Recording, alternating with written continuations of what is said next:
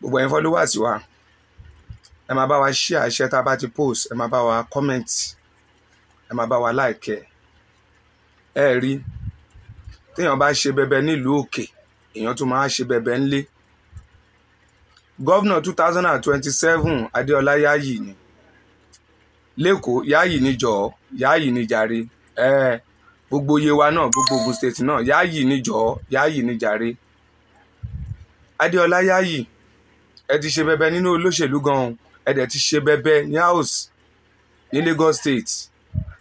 Ilé ló kù o, ẹ wo àwòkọ́ṣe látara bàbá wa Ẹgbẹ́tókun, Inspector General Police. Ṣe rí pé bàbá yẹn ò dá nìkan jẹ́, ó lọ sílé, ó lọ ṣe bẹbẹ. Ẹ̀yin náà tẹ́ ẹ bá ti dórí ipò gọ́vnà ẹ ṣe bẹbẹ. Ẹ má gbàgbé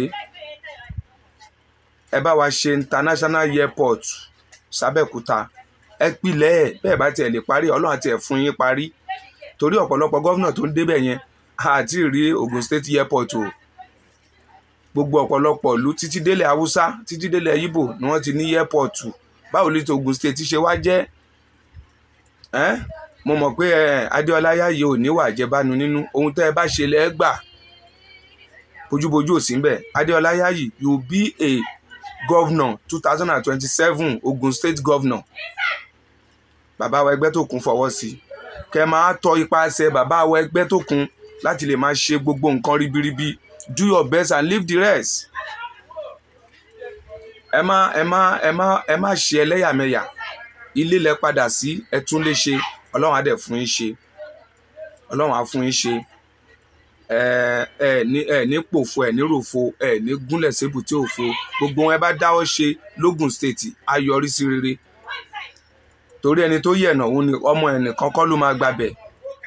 Ẹ rí eléyìí tí bàbá wa Ẹgbẹ́tókun Adéolú ṣe, ó kọ́ police post sẹ́rìnjà, gbogbo títì náà ti ṣe, ọ̀pọ̀lọpọ̀ àwọn ọmọ Ìrìnjà náà ń gbádùn láti ara Ọlọ́run, láti ara bàbá wa Ẹgbẹ́tókun. Ọlọ́run ló ní orí bẹ́ẹ̀, Ọlọ́run má ti pa gbogbo yín báyìí. Bẹ́ẹ̀ bá ti jẹ́ gọ́vnà ìyẹn Adéọlá Yáyì, ẹ bá ti jẹ́ Ògùn state gọ́vnà, ẹ rántí ilé o, ẹ dẹ̀ rántí family, ẹ rántí pé ọ̀pọ̀lọpọ̀ ló ti ṣe freedom kò ríṣẹ́ ṣe, ọ̀pọ̀lọpọ̀ ló ti kàwé kò ríṣẹ́ ṣe. Ẹ jẹ́ kán tara yín ìyẹn Ọlọ́run, kò tí yé yín. Tí fídíò yìí bá ti jáde, ẹ bá wa jẹ́ ó kan Adéọlá Yáyì, Yáyì ni jọ̀ọ́, Yáyì ni jàre, ẹ jẹ́ ó bá wa kàn án lára. Iléeṣẹ́ Afọlábí TV